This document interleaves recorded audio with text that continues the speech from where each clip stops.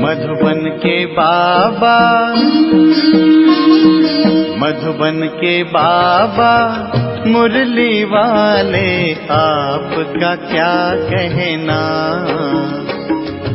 आपका क्या कहना। ओम शांति। आज 28 सितंबर 2021 के साकार मधुर महावाक्य हैं। आज मीठे मीठे बाप दादा बोले, मीठे बच्चे, बाप आए हैं तुम्हें पुजारी से पूज्य बनाने।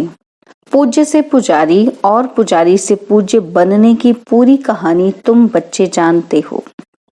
बाबा ने कहा कि बाप आए हैं तुम्हें पुजारी से पूज्य बनाने, और बाबा कहते कि पूज्य से पुजारी और पुजारी से पूज्य बनने की पूरी कहानी तुम बच्चे जानते हो। और बाबा ने आज हमसे एक प्रश्न पूछा है मुरली में। बाबा पूछ रहे हैं कि कौन सी बात दुनिया वालों के लिए असंभव लगती और तुम सहज उसे अपने जीवन में धारण करते हो।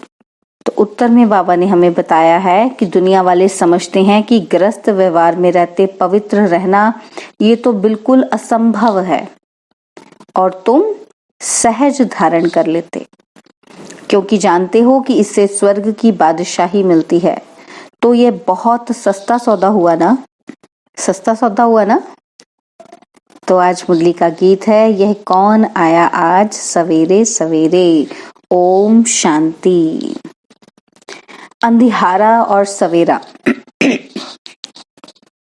बाबा कहते दुनिया के लिए बिल्कुल अलग है, वह तो कॉमन है, और तुम बच्चों का सवेरा अनकॉमन है, यानी कि साधारण नहीं है, असाधारण है हम बच्चों का सवेरा। तो हमारा सवेरा कौन है? बाबा कहते दुनिया को पता ही नहीं कि अंधियारा और सवेरा किसको कहा जाता है। वास्तव में यह अंधियारा और सवेरा कल्प के इस पुरुषोत्तम संगम युग पर होता है। अभी ज्ञान का सवेरा है ना, तो बाबा कहते अभी अज्ञान अंधियारा दूर होता है। गाते भी हैं, ज्ञान सूर्य प्रगटा, वह सूर्य तो रोशनी देने वाला है, और यह है ज्ञान सूर्य की बात। परमात्मा शिव कौन है? ज्ञान सूर्य। बाबा कहते भक्ति को अंधियारा, ज्ञान को रोशनी कहा जाता है। अभी तुम बच्चे जानते हो, क्या जानते हैं हम? कि सवेरा हो रहा है, भक्ति मार्ग का अंधियारा पूरा हो रहा है। भक्ति को अज्ञान कहा जाता है, क्योंकि जिसकी भक्ति करते हैं उनका ज्ञान कुछ भी नहीं है। भगवान भगवान करते रहते हैं, परमात्मा करते रहते हैं, लेकिन पता ही नहीं कौन है वो। तो बाबा कहते हैं वेस्ट ऑफ टाइम होता है। गुड़ियों की पूजा होती रहती है, आधा कल्प से ये गुड़ियों की पूजा होती है। पूजा जिसकी करते उसका पूरा ध्यान भी रखना चाहिए, उसका पूरा ज्ञान भी रखना चाहिए। बाबा कहते देवी देवताओं का है पूज्य घराना, वही पूज्य फिर पुजारी बनते हैं। पूज्य से पुजारी और पुजारी से पूज्य बनने की कितनी लंबी चौड़ी कहानी है। मनुष्य तो पूज्य पुजारी का अर्थ भी नहीं समझते हैं। परमपिता परमात्मा आते ही हैं संगम पर, जबकि अंधियारा पूरा होता है, सवेरा बनाने आते हैं। परंतु उन्होंने कल्प के संगम युगे के बदले युगे युगे लिख दिया है। जब 4 युग पूरे होते हैं तो पुरानी दुनिया पूरी हो, फिर नई दुनिया शुरू होती है। तो इसको कहेंगे कल्याणकारी संगम युग। इस समय सब नरकवासी हैं। जब कोई मरता है तो कहते हैं स्वर्ग पधारा, तो जरूर नरक में था ना। बाबा कहते यह कोई समझते नहीं कि हम नरक में हैं। रावण ने सबकी बुद्धि को एकदम ताला लगा दिया है, सबकी बुद्धि एकदम मारी गई है। बाप समझाते हैं, क्या समझाते हैं? कि भारतवासियों की बुद्धि सबसे विशाल थी। फिर जब बिल्कुल ही पत्थर बुद्धि बन जाते हैं तब ही दुख पाते हैं। ड्रामा प्लान अनुसार बेसमझ बनना ही है, बेसमझ बनाती है माया। पूज्य को समझदार और पुजारी को बेसमझ कहा जाता है। बाबा कहते हम कहते भी है ना कि हम नीच पापी हैं, परंतु समझदार कब थे ये पता ही नहीं पड़ता। रावण रूपी माया बिल्कुल ही पत्थर बुद्धि बना देती है। अभी तुमको समझ आई है, क्या समझ आई है हमको? कि हम ही पूज्य थे फिर पुजारी बने हैं। अभी तुम बच्चों को कितनी खुशी होती है, बहुत दिनों से चिल्लाते आए हैं कि हमको शांति मिले अथवा जन्म मरण से छूटें, लेकिन इस माया की जंजीरों से मुक्ति हो जाए, यह ज्ञान भी किसी की बुद्धि में नहीं है। तुम जानते हो कि सीढ़ी उतरते जाते हैं, सतयुग में तो फिर भी धीरे धीरे उतरते हैं, टाइम लगता है। और सुख की सीढ़ी उतरने में टाइम लगता है, दुख की सीढ़ी जल्दी जल्दी उतरते हैं। सतयुग त्रेता में है 21 जन्म, द्वापर कलयुग में 63 जन्म। बाबा कहते आयु कम हो जाती है। अभी तुम जानते हो कि हमारी चढ़ती कला चपटी में हो जाती है। गाते भी हैं जनक को सेकंड में जीवन मुक्ति मिली, परंतु जीवन मुक्ति का अर्थ समझते नहीं है। बाबा कहते एक जनक को जीवन मुक्ति मिली, बस सारी दुनिया को मिली। अभी तुम्हारी बुद्धि का ताला खुल गया है। किसी की डल बुद्धि होती है तो कहते हैं परमात्मा इनको अच्छी बुद्धि दो। सतयुग में ऐसी कोई बात ही नहीं। जो आत्माएं बहुत काल परमात्मा से अलग रहती हैं, उनका भी हिसाब है। बाप जब परम धाम में थे, उस समय जो आत्माएं उनके साथ मुक्ति धाम में रहती हैं, पिछाड़ी में आती हैं। वह बहुत समय साथ रहती हैं, हम तो थोड़ा टाइम वहां रहते हैं। क्यों? क्योंकि फिर हम सतयुग में अपना पार्ट बजाने के लिए आ जाते हैं ना। तो बाप तो कब आते हैं? संगम पर आते हैं। सतयुग त्रेता द्वापर तो बाबा परम धाम में ही रहते हैं। तो हम तो बहुत थोड़ा टाइम बाप के साथ रहे। तो बाबा कहते हैं हम तो थोड़ा टाइम वहां रहते हैं ना, तो पहले पहले हम बाप से बिछुड़ते हैं। इसलिए गाया जाता है आत्मा परमात्मा अलग रहे बहुकाल। उन्हों का ही अब मेला होता है जो बहुत समय से बाप से अलग रहे हैं। तो संगम पर बाबा आए 5000 साल लगभग खत्म होने के बाद, तो हम 5000 साल बाद मिल रहे हैं, तो मेला लगा है ना। तो जो वहां बहुत समय साथ में रहते हैं उनको नहीं मिलते हैं। बाप कहते हैं खास तुम बच्चों को मैं पढ़ाने आता हूँ, तुम बच्चों के साथ हूँ तो सबका कल्याण होता है। अभी सबकी कयामत का समय है, अभी सब हिसाब किताब चुकतू कर चले जाएंगे, बाकी तुम राजभाग पाएंगे। यह बातें कोई की बुद्धि में नहीं है। गाते भी रहते हैं, क्या गाते हैं? God father, liberator, guide. दुख से लिबरेट कर शांति धाम में ले जाने के लिए गाइड बनते हैं। बाबा सुख धाम के लिए गाइड नहीं बनते, आत्माओं को शांति धाम में ले जाते हैं। वह है निराकारी दुनिया जहां आत्माएं रहती हैं, परंतु वहां कोई जा नहीं सकता क्योंकि पतित हैं। इसलिए पतित पावन बाप को पुकारते हैं। खास भारतवासी जब उल्टे बन जाते हैं, तब बेहद बाप को ही कुत्ते बिल्ली पत्थर ठिक्कर में ले जाते हैं। वंडर है ना। अपने से भी मुझे नीच ले जाते हैं। यह भी ड्रामा बना हुआ है, किसी का दोष नहीं है, सब ड्रामा के वश है, ईश्वर के वश नहीं है। बाबा कहते देखो, बाबा ने क्या लाइन बोली है, ईश्वर से भी ड्रामा तीखा है। ड्रामा का जो पार्ट है उसको कोई चेंज नहीं कर सकते। बाबा कहते हैं ईश्वर से भी ड्रामा तीखा है, इसलिए हम ड्रामा को चेंज नहीं कर सकते। हम अपनी स्थिति ऐसी बना सकते हैं कि ड्रामा का जो भी सीन है उसमें हम अपने आप को फिट कर लें, उसमें हम अपने आप को सहज कर लें। ठीक है। तो बाबा कहते हैं ईश्वर से भी ड्रामा तीखा है। बाप कहते हैं मैं भी ड्रामा अनुसार अपने समय पर आऊंगा। मेरा आना एक ही बार होता है। भक्ति मार्ग में मनुष्य कितने धक्के खाते हैं। तुमको बाप मिला है, बाप से चपटी में वर्षा लेना है। वर्षा मिल गया, फिर धक्के खाने की दरकार ही नहीं। भगवान खुद कहते हैं, क्या कहते हैं कि मैं आकर वेदों शास्त्रों का सार समझाता हूँ।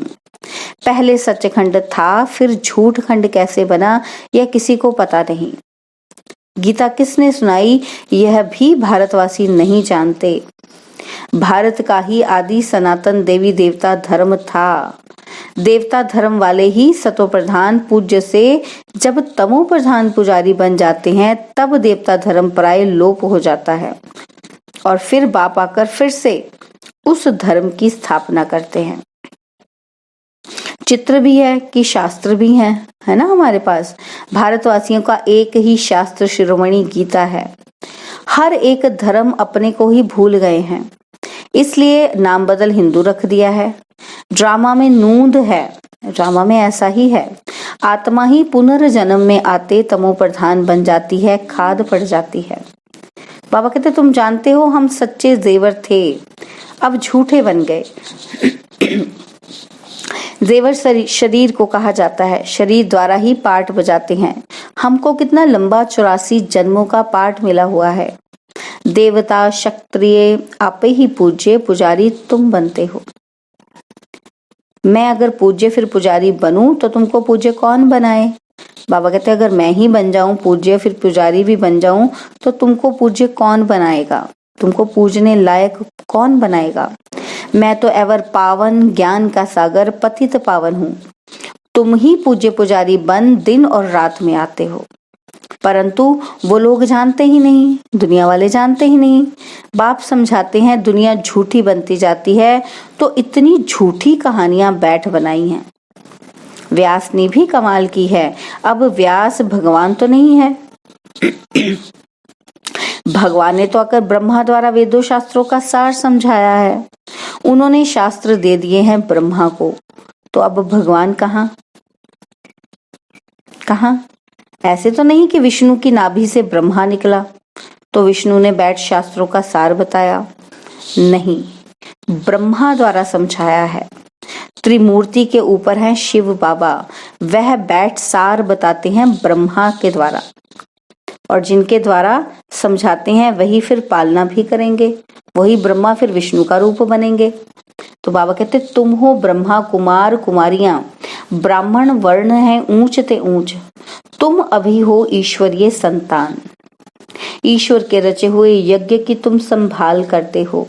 इस ज्ञान यज्ञ में सारी पुरानी दुनिया स्वाहा हो जानी है। इनका नाम रखा है राजस्व अश्वमेघ अविनाशी रुद्र ज्ञान यज्ञ। क्या है यज्ञ का नाम? राजस्व अश्वमेघ अविनाशी रुद्र ज्ञान यज्ञ। राजाई प्राप्त कराने के लिए बाप ने यज्ञ रचा है। वह यज्ञ रचते हैं तो मिट्टी का शिव और सालिग्राम बनाते हैं। उत्पत्ति कर, पालना कर, फिर खलास कर देते हैं। देवताओं की मूर्तियां भी ऐसे ही करते हैं। जैसे छोटे बच्चे गुड़ियों का खेल करते हैं, ऐसे यह भी करते हैं। अब बाप के लिए तो कहते हैं कि स्थापना, पालना, फिर विनाश करते हैं, लेकिन पहले स्थापना। अभी तुम मृत्यु लोक में अमर लोक के लिए पढ़ रहे हो। ये क्या है? मृत्यु लोक। और पढ़ किस लिए रहे हैं? अमर लोक में जाने के लिए। पढ़ाई पढ़ यहाँ रहे हैं, ठीक है। तो बाबा कहते ये तुम्हारा मृत्यु लोक का अंतिम जन्म है। बाप आते हैं अमर लोक स्थापन करने। एक पार्वती को कथा सुनाने से क्या होगा? बाबा कहते अमरनाथ शंकर को कहते हैं तो उनको पार्वती देते हैं। अब शंकर पार्वती स्थूल में आ कैसे सकते हैं, जबकि उन्होंने सूक्ष्म वतन में दिखाया है। अभी तुमको समझाया है जगत अम्बा जगत पिता लक्ष्मी नारायण बनते हैं। लक्ष्मी नारायण फिर 84 जन्मों के बाद जगत पिता जगत अम्बा बनते हैं। वास्तव में जगत अम्बा है पुरुषार्थी, फिर लक्ष्मी है पावन प्रालब्ध। यानी कि जो अम्बा है वो प्रोसेसिंग इन प्रोसेस है, पुरुषार्थ कर रहे हैं, ट्रांसफॉर्मेशन की फेज में है। वो ट्रांसफॉर्म होकर क्या बनती हैं? लक्ष्मी बनती हैं। महिमा जास्ती किसकी है बताओ? बाबा कहते जगदम्बा पर देखो कितना मेला लगता है। काली कलकत्ते वाली मशहूर है, और काली माता के पास भला काला पिता क्यों नहीं बनाया है? बाबा कहते बताओ। वास्तव में जगत अम्बा आदि देवी ज्ञान चिता पर बैठ काले से गोरी बनती है।